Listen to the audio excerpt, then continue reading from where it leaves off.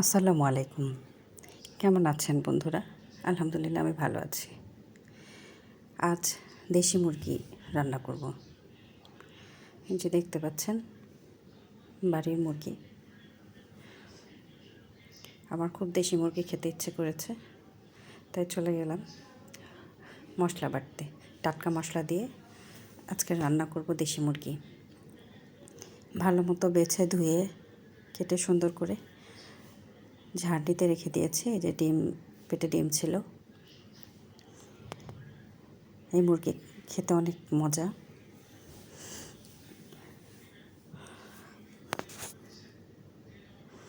দেশি মুরগির স্বাদই আসলে আলাদা। আমরা সবাই তো এসব পাই না, তারপরে গ্রামাঞ্চলে পাওয়া যায়। যেহেতু গ্রামের সাইডেই থাকি, দিনাজপুর একটা ছোট মফস্বল শহরের মতোই। সব মশলাগুলো একসাথে দিয়ে আমি মেখে নেব। পেঁয়াজ, আদা বাটা, রসুন বাটা, ধনে বাটা, জিরা বাটা, গরম মশলা বাটা সব একসাথে দিয়ে দিলাম। এখন লবণ দিলাম স্বাদ মতো।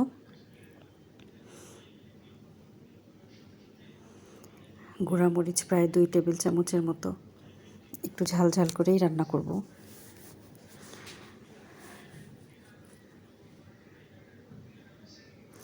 চুলায় রান্না করতে, মাটির চুলায় রান্না করতে আরও বেশি ভালো হতো, কিন্তু আসলে শরীরটা তো এরকম ভালো না।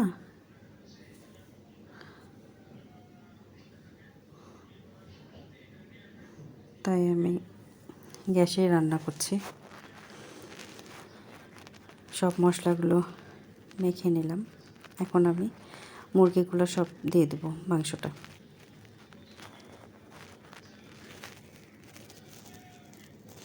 দিয়ে মেখে টেখে, যেহেতু ডিম পাড়া মুরগি তাই একটু পানি বেশি দিতে হবে সিদ্ধর জন্যে। সব মেখে টেখে পানি দিয়ে ভালো মতো ঢাকা দিয়ে দেবো। তারপরে অল্প আঁচে কষবো, অল্প পানি দেবো আর কষবো। অনেক মজা এই দেশি মুরগি। কে খাবেন চলে আসেন বন্ধুরা।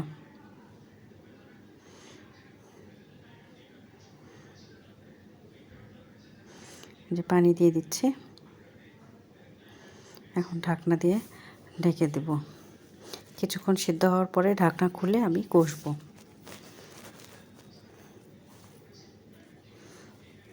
নামানোর আগে সামান্য ভাজা গুঁড়া মশলা, এই যে মুরগির ডিমটাও দিয়ে দিলাম। নামানোর আগে ভাজা গুঁড়া মশলা দিয়ে আমি সামান্য একটু কষে নিয়ে নামিয়ে ফেলবো। অনেক দিন খাইনি দেশি মুরগি। আমার ভাইয়ের তো খুবই পছন্দ। আম্মা যখন বেঁচে ছিল তখন আম্মা ওকে বলতো যে বাবা আয়, দেশি মুরগি রান্না করবো, বাবা আয়। অনেক দিন দেশি মুরগি রান্না করা হয়নি, আজ রান্না করছি।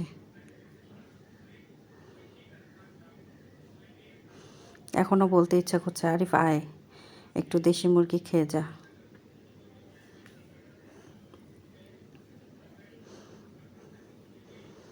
যে দেখতে পাচ্ছেন কি সুন্দর রান্না হয়েছে। আলহামদুলিল্লাহ। লাইক, কমেন্ট, শেয়ারের আশায় থাকলাম।